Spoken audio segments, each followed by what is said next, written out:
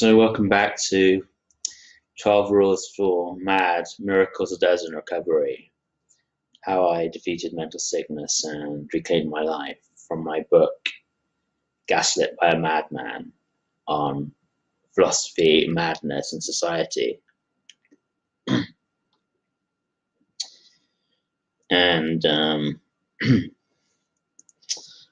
that song by Nine Inch Nails, the band Nine Inch Nails. You see the kind of dysphoric state very well captured and conveyed through music and lyrics. It's difficult to probably listen to that song and not be able to recognize the kind of like the inner, or imagine to some extent the inner turmoil that certain people go through at certain times. And one can only say that this is kind of like the normal state for, well, or the ordinary state for the usual state in which like somebody who's labeled as schizophrenic maybe kept for years and years and years, largely owing to the terrible way, abusive way which they're treated by the so-called experts and nurses and doctors. Who,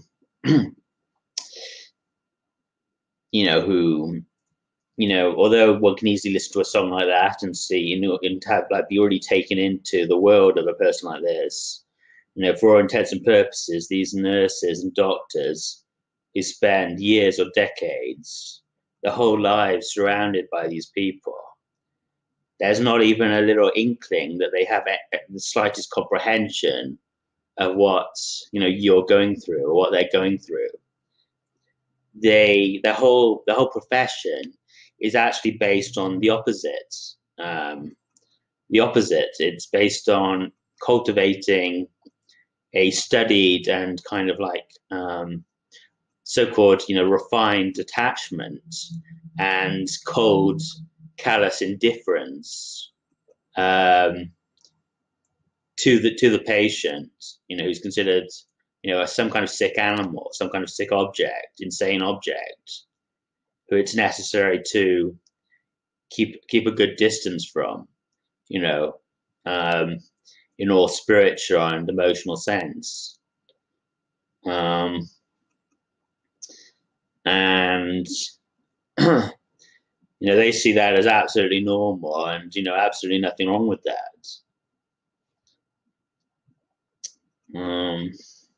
Which is very, very difficult to understand when you are actually the patient yourself, and your natural kind of human instincts tell you that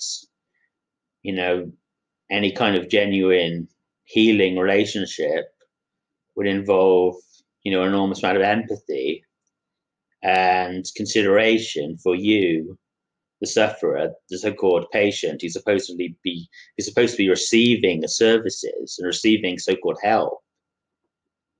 You'd imagine that you were the center of attention, in a positive way, that everything you said and did was really mattered and was treated with extreme sensitivity. But instead, it's the exact reverse, and it's as if nothing you ever say or do has any importance whatsoever.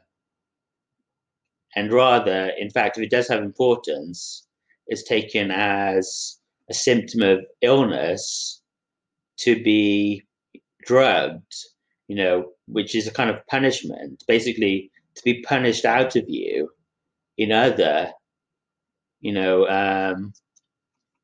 mincing words which cover over the true nature of what is experienced to you as a kind of like, punishment, as something which you're trying to avoid, which is being inflicted upon you and causes you harm and pain and suffering.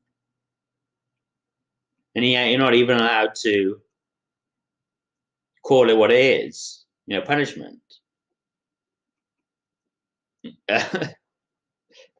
So you can imagine why this might, the recovery rate might not be very high with people who are treated this way.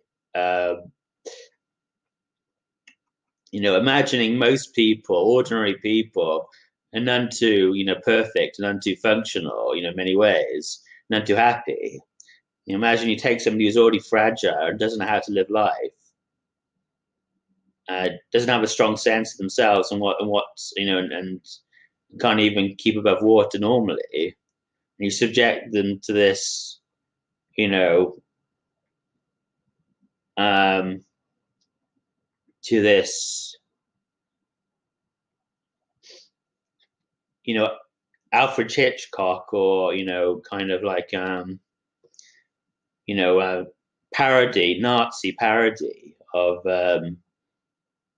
health and healing. Um,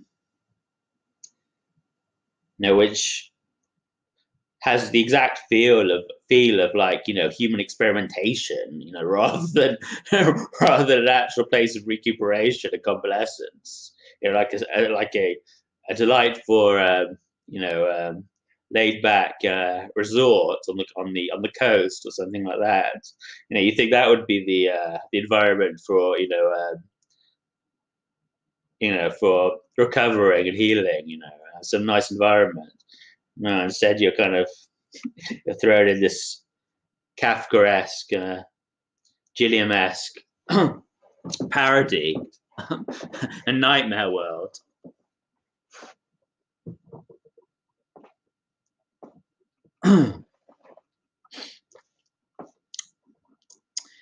So I chose that song because, well, I mean, one other thing I'd like to say is that the band, the name Nine Inch Nails, well, that refers to the nails which were put through Christ Jesus's hands and feet.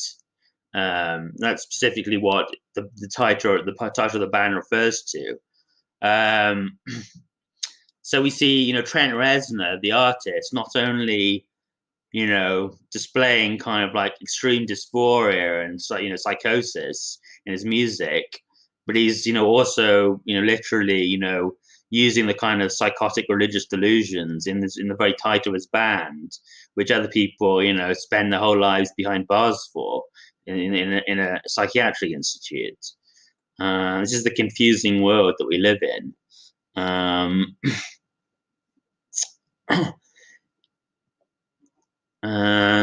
But I chose that song because this is now the intermission of my mad miracles, a dozen rules for recovery, and it's after rule number 6. There's a little intermission, and it's a little parable, which with the title "On the Notion of Effort as a Virtue for Life and the relatively superior merits of technique."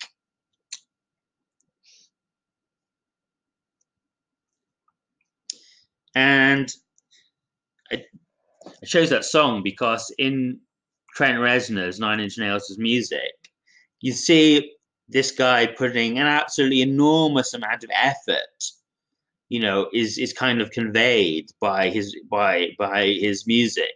He's trying really, really, really hard, yet he's extremely, extremely unhappy. It's like he's like a full-time warrior, but he's a warrior against himself who gets nowhere and gets nothing done. Although obviously he does get something done because he made all this music. But that is actually after that is how it was for me in a way. You're trying really, really hard, and in a way it's precisely because you're trying so hard that you're not getting anywhere. You're trying too hard. Because it works better if you just let life unfurl naturally, more, and take it easy. Because in our education and schooling system, there's all this premium on effort, and studying hard, but it doesn't get you anywhere. It's because they're feeding you nonsense. It's all just Sisyphus, pushing a boulder up a wall, to no effect. When you start to realize this, after you start to wake up, after you get out of it, you feel absolutely incensed and outraged that you've been tortured like this for 18 years, 15 years, putting all this effort in and getting precisely nowhere. Because you read Nietzsche for a week and you get further than you went in the 15 years of your whole education.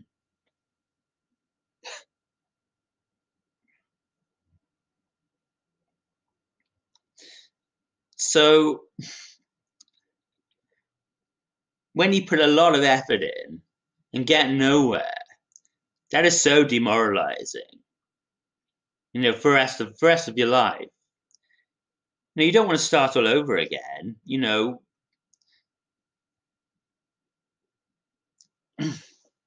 That's what you've got to do. You you just write off all the tears and pain and blood, and blood and sweat. It's just going down the wrong alley. So you've got to retrace your steps and start all over again. And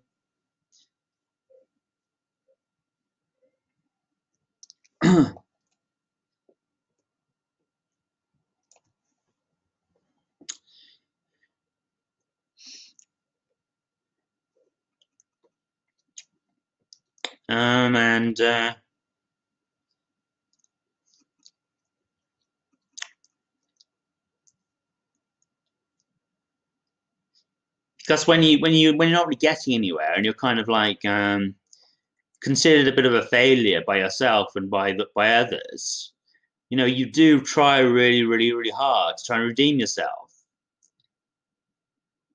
But sometimes that can be self-defeating.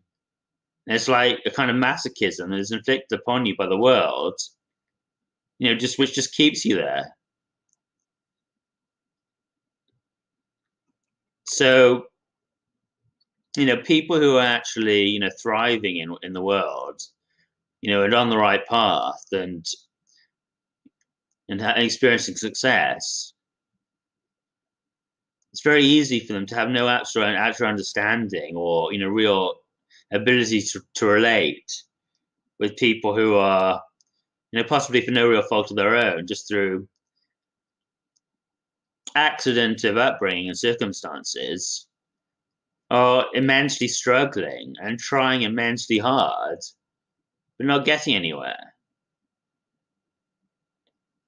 Because as I indicate in this little parable, it's much more about effort. It's much more about technique and the way you approach things than the actual effort you put in. And if you have the right technique, you probably don't have to put any effort in, because effort is almost like saying that you're not doing it the right way, so you're experiencing a great amount of agony and frustration while you're doing it, because at some level this is not the best way of doing it.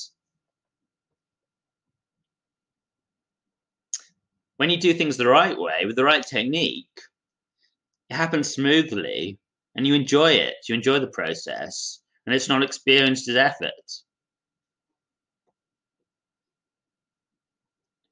The very word effort is almost like a word for self-induced agony and stupidity. There are certain kinds of effort, possibly, which are indispensable, or at least at certain points in the process. So if you're struggling, you can't just go necessarily from having a very dysphoric and hard time of it to having perfectly smooth and easy time. You may be able to, but it may not be quite as easy as that. And you have to gradually gain momentum and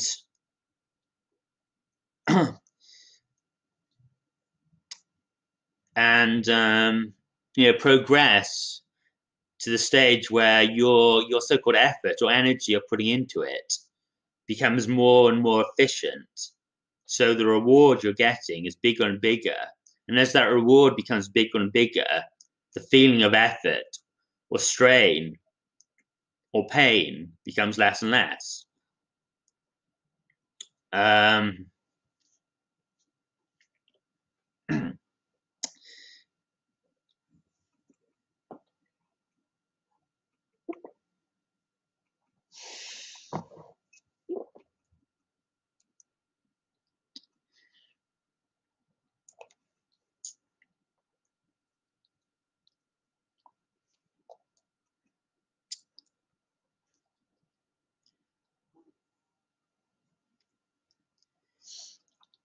Well, I've forgotten what I was going to say next, so I'll just go and read the little parable. A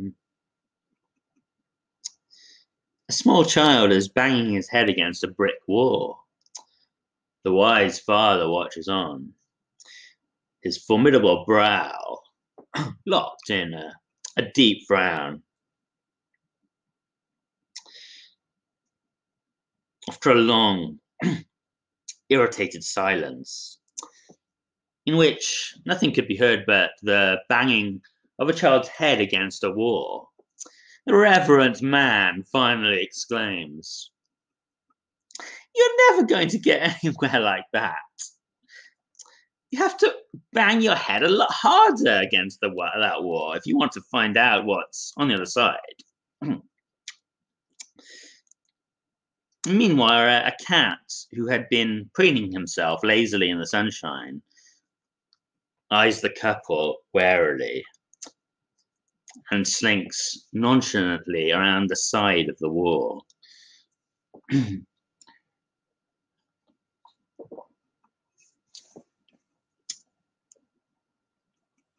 So that's basically how it is, you know. As a child, you're told to your father and your teachers are basically telling you, you know, oh, you got to put more effort in. Your homework is shoddy. You know, you have to really buck your ideas up if you want to get anywhere. Which is basically just like telling a child to bang its head harder against a wall. Because, I mean, you know, actually being put through the school regime, you know, it does cause, you know, probably, you know, genuine brain damage. I mean, these things are relative. So, I mean, it doesn't cause as much brain damage as the medications they give children, or, you know, we're literally banging your head against the wall. But it's not like the optimum, you know, environment for, you know, for proper growth and, you know, intellectual and brain growth. So, you know, basically children are suffering, you know, through ignorance, lack of proper guidance. That's what they're suffering from, you know, not being given, you know, their proper sense of self-worth, etc. And, you know, all the parent and the teacher does is blame the child. Makes them, you know, punish themselves both inwardly and outwardly.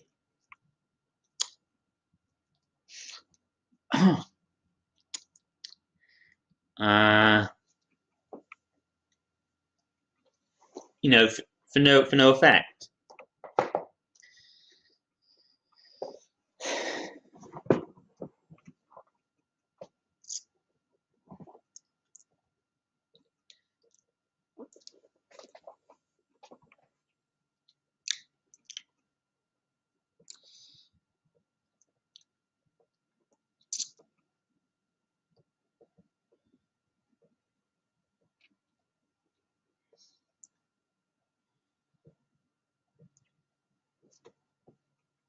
And it's this kind of mentality of punishing oneself, picked up from one's parents and one's teachers, that leads to, you know, all the so-called mental illness, you know, in young people, and depression, you know, etc. So they're taught to punish themselves for, you know, in ways which are completely unhealthy. The fact is that the child shouldn't even be doing their homework and shouldn't even be going to school because they're just being fed a lot of ideological nonsense which doesn't really nurture them. They're not going to use it anyway, and it's not a creative environment for a child, for anyone. Most people are glad to be free of it. Most adults are glad they don't have to be there still. And really, the young person should be actually pursuing a completely different education based upon the primacy of their own experience and their own happiness and joy in existence.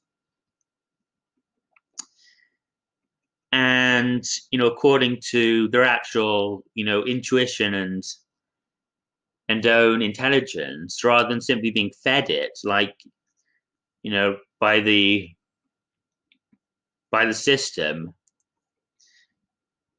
and always, being led around and told what they're supposed to pay attention to and learn. Rather than just kind of going through this machine of the education system from the age of 3 to 18, or 18 and even older. People from a very early age could be actually educating themselves or being educated for something which they're actually going to do, which is going to be, the mission for their life. So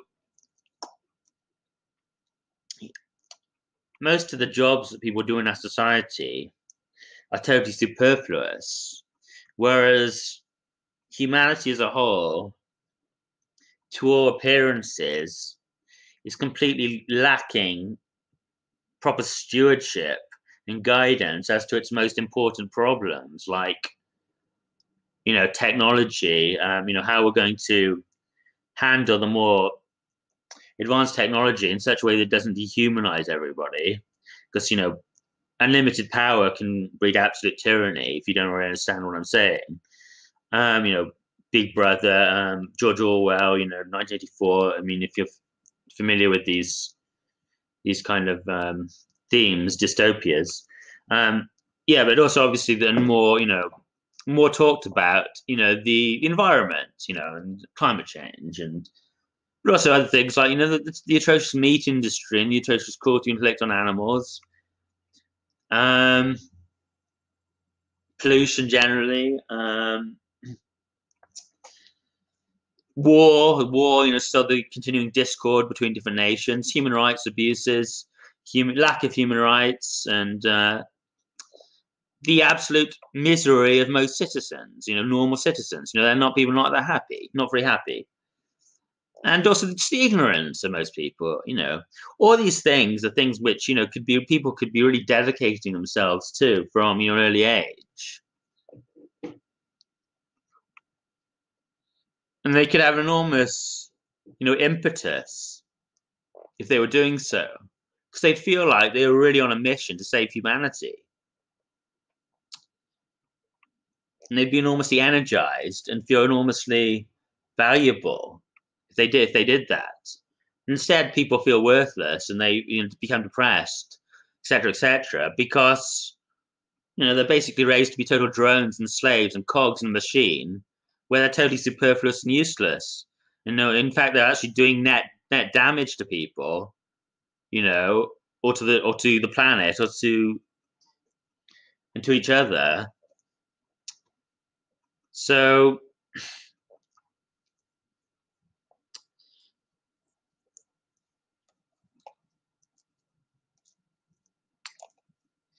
obviously there are many very, very, very genuine reasons why the solution is not just to bang your head harder against the wall. It's not just to try harder. It's to try differently. It's to do things differently, and if possible, homeschool your child. And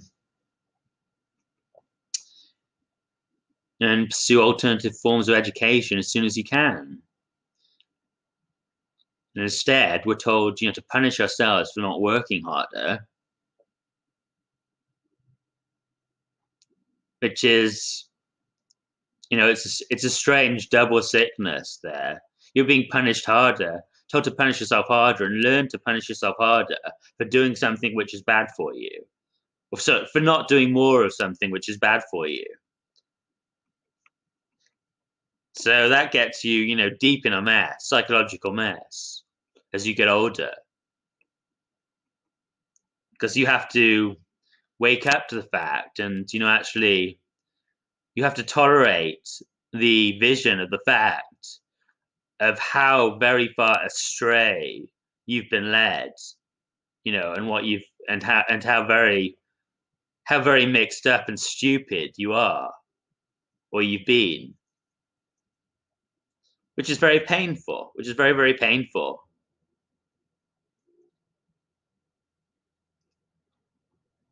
um,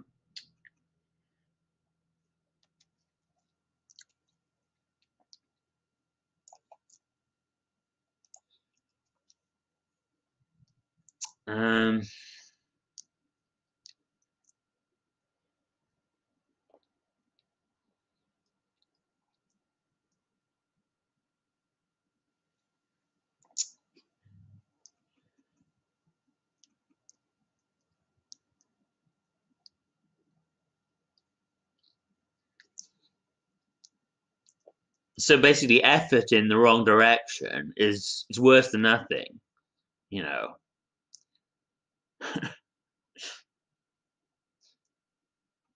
It's a lot worse than nothing. It drains you, enervates you, and leaves you angry and hateful towards life and towards other people. And that's why most people are like that. I mean, I say all these things. I this is how I see the world, and I mean, being honest, do I seem, so much more despairing and hateful than most people that you come into contact with, or you see around the world, or on the internet, or you engage with in social media? You know, And I've actually been tortured for the last 12 or 13 years of my life by psychiatry. And if you saw me a few years ago, yeah, I would probably be much, much more glum and unhappy and not able to, speak so freely, just because I'd be so much more demoralized by what was happening to me. But, I hope I come off as, reasonably optimistic at the moment.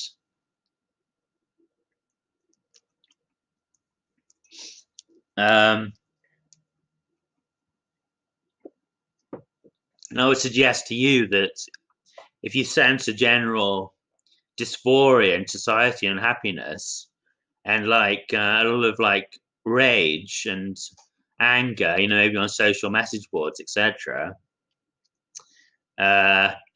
which is often directed in a supposedly political way, so you see a lot of that, people, who are sort of fighting for a cause, and they get angry, so supposedly in defense of some kind of outrage or some outrageous thing somebody said. But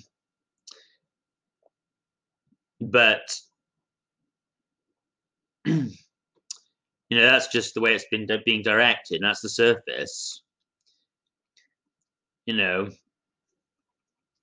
Have to ask yourself perhaps whether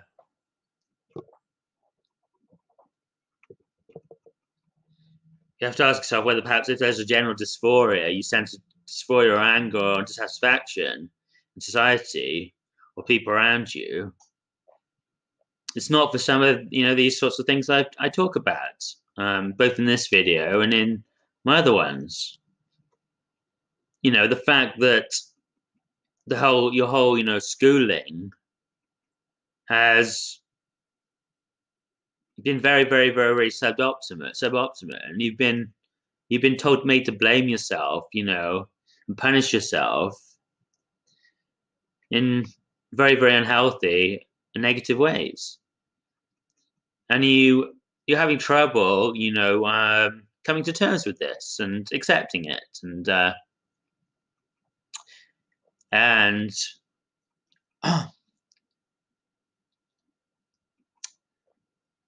recognizing your own,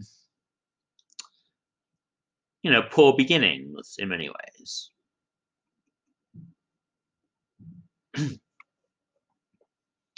Because, whatever age we are, and whoever we are, there's a big desire and tendency to want to think that, we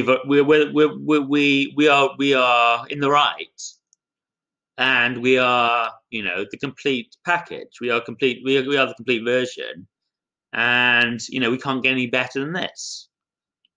That's just natural human vanity, that we don't want to admit that we have flaws and failings. We might be in the wrong in certain aspects, and that's a part of human nature, which young people suffer from a lot, because in young people it's very, very, very, very, very, very, very, very, very unfortunate, because they still have the whole lives ahead of them, and if they realized, in genuine humility, that they are very, very far from perfect, and they don't blame themselves for that, so they don't feel the need to assert that they are perfect. Instead of that, they actually just humbly went about trying to improve themselves and look honestly at what's around them. And in the history of humanity and literature, etc.,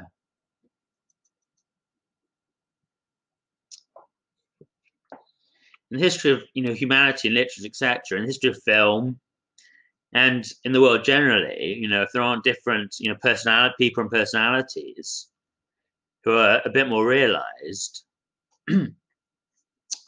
then for me it was somebody like the mystic Osho, or certain movie actors. These people, they have a radiance, and which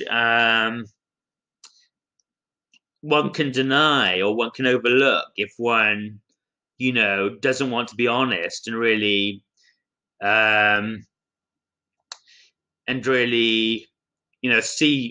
see what, or admit what one is missing.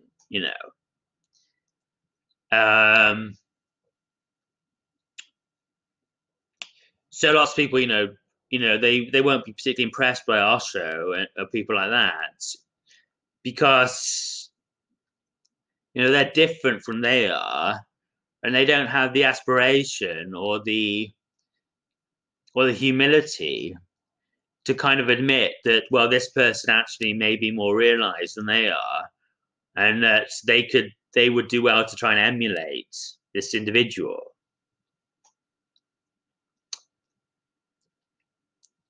Instead, they just dismiss them on superficial grounds, like they don't like something that they said,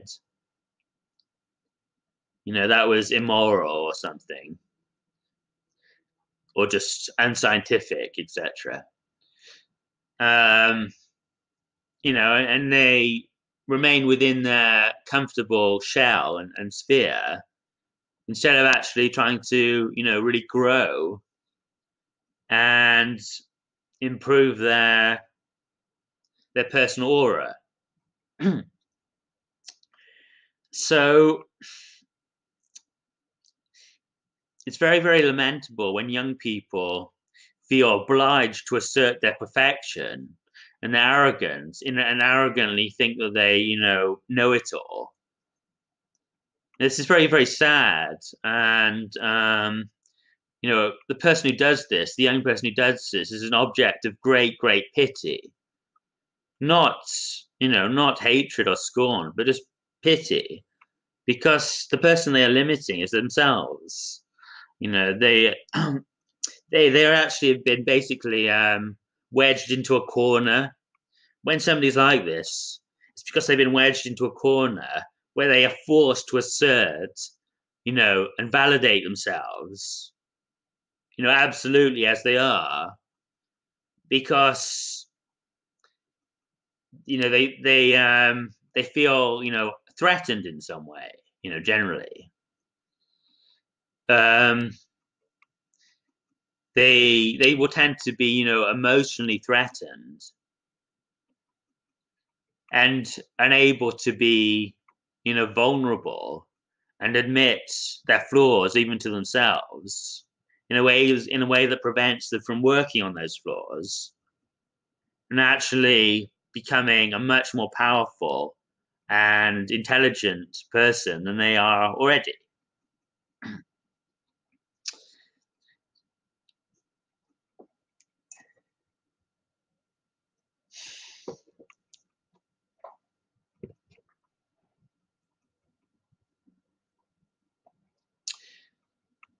So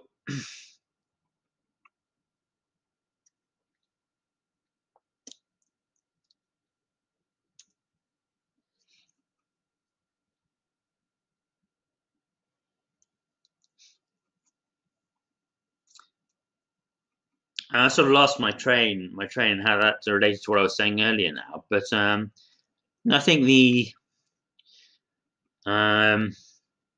the moral is that it's the sooner that people stop punishing themselves for not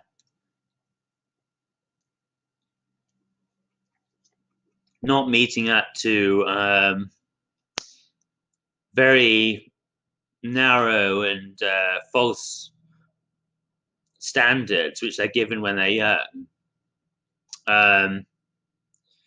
First of all, they stop punishing themselves for not meeting up to those false standards, but also they don't feel too much pride in meeting those standards. They also shouldn't feel too much pride in meeting those standards, or too much pride and think that they are perfect now because they've suffered all this, so they at least want some credit. And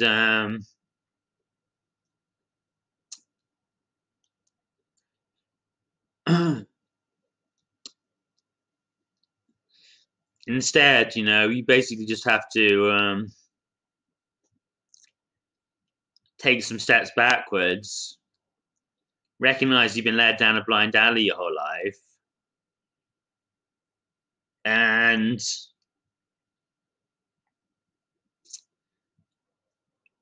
then start start aiming towards God, towards true beauty and just true justice and the truth, the real truth, the truth itself.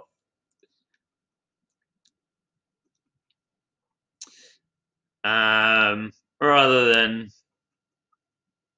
the phony, shadow versions of it, the fake McDonald's versions that you've been fed in your education system.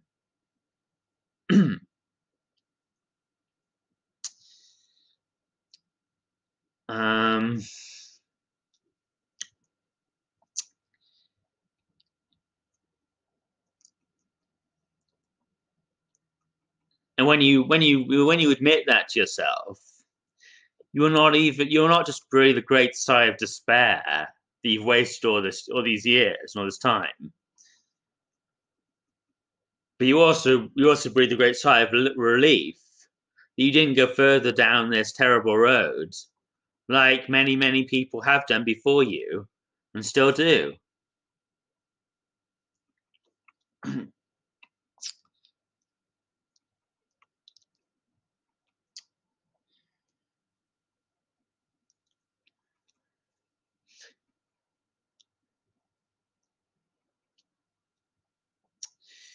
And to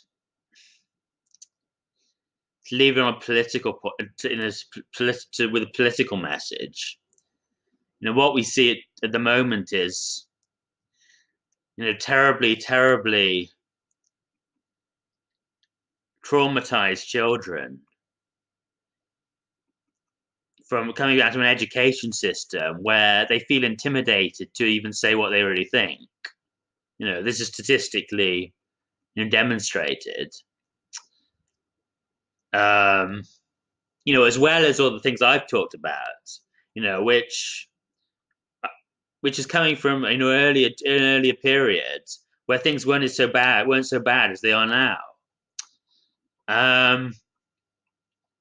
So we have very traumatized, young generation coming out of school, and they also have problems at home with their families, because of family breakdown, divorces, etc. And they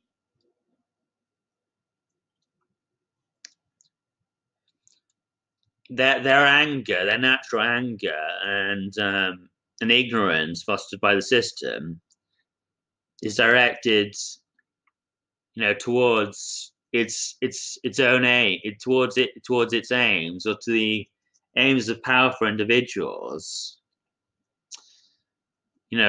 Further against their own interest, against the own interests of these young people and citizens in general, whereby they are attacking the very rights and freedoms of society in general, such as free speech, which is absolutely essential to the preservation of civilized society, and the society they're going to grow up in and live in, and any kind of bearable atmosphere,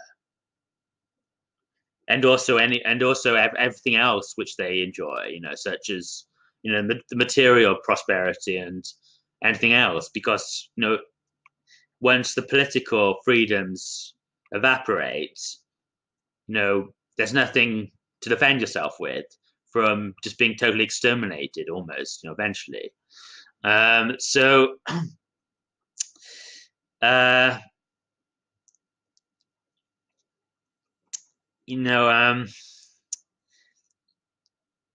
these are unhappy young people who are taking out their anger on the rest of society. And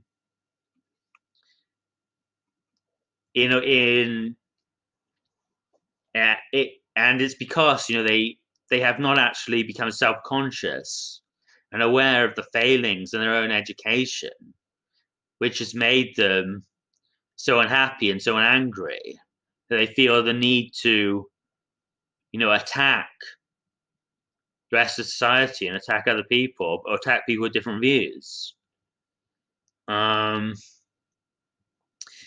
They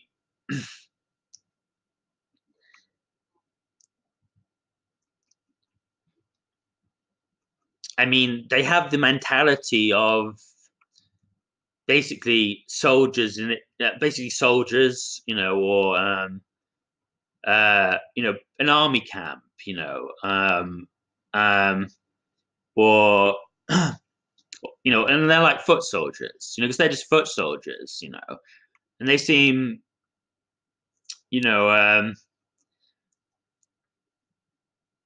they go along with it, rather than actual education, actual school, because in any kind of closed society like Sparta, like ancient Sparta in Greece, a lot of cruelty is inflicted upon the citizens or the average citizen. But instead of that cruelty and that discipline and cruelty being then turned towards those who inflicted the cruelty, which is their own rulers, it just makes them more warlike, and it makes them better soldiers, and fight more angrily determinedly against other cities. So we have a similar situation with our education system today, where enormous cruelty is being inflicted by the so-called educators in the system on the young people. But rather than turning the young people, then like criticizing the system which has, created their dissatisfaction and so-called mental illness and depression, which absolutely skyrocketing by the statistics of the very governments, who put this in place. Rather than turning their critical lens on themselves and their own education system, they are simply acting like an army going and attacking a different city-state, like Sparta attacking Athens or attacking a different city-state. They're attacking the rest of society. Like, not on, critical, rational grounds, but simply because they're extremely unhappy. They've had great cruelty inflicted upon them, and this is the orders they've been given.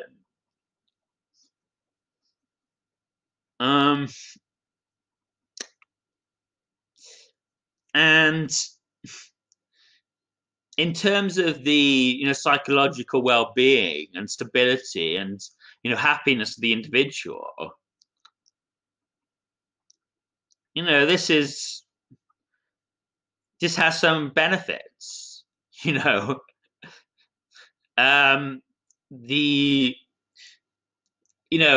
citizens of Sparta weren't necessarily totally unhappy. They were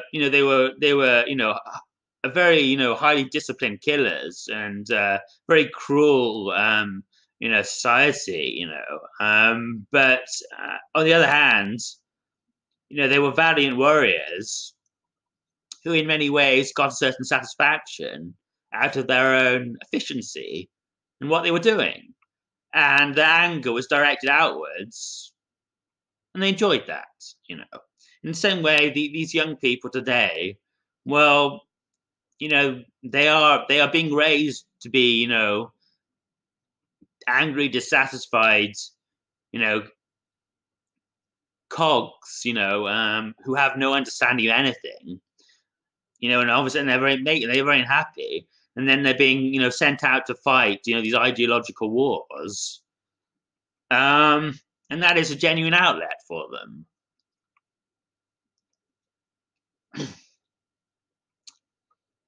But it's not necessarily, the ideal outlet. And it's not necessarily right for everyone. If you aspire to, if you're strong enough to accept that there might be failings in your own education system, and listening to me say these things resonates with you in any way, and you have the strength to actually retrace your footsteps a bit and examine things objectively and kind of make recommendations for others that are actually going to be in their best interests, well, then you should listen to what I'm saying and resist the temptation just to validate what's been imposed upon you, and take your anger out outwardly in so-called moral causes, which make a laughing stock of you, in the eyes of anybody who is remotely properly educated and cognizant. The arguments that leftists make are just ridiculous. One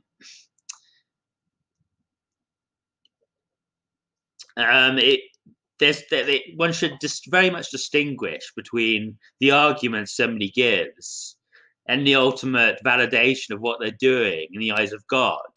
they could be like just like a little pawn which is being maneuvered by God, and they don't know how they justify themselves in all types of ridiculous ways, like leftists do. But they could still be kind of on the right side of history, or or serving some genuine function in the grand scheme of things. But one shouldn't really aspire. One should aspire to be to understand oneself. One should aspire to understand oneself and not make arguments and say absolutely absurd, ridiculous, hateful things, which prevent one from having any kind of educative value on other people, and make um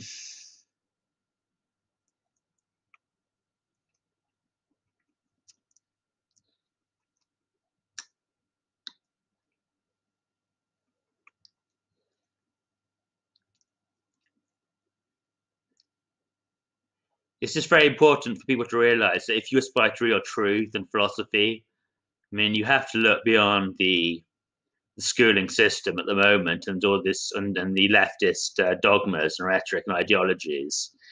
Just by self-understanding rather than just being, kind of like a foot soldier. Um,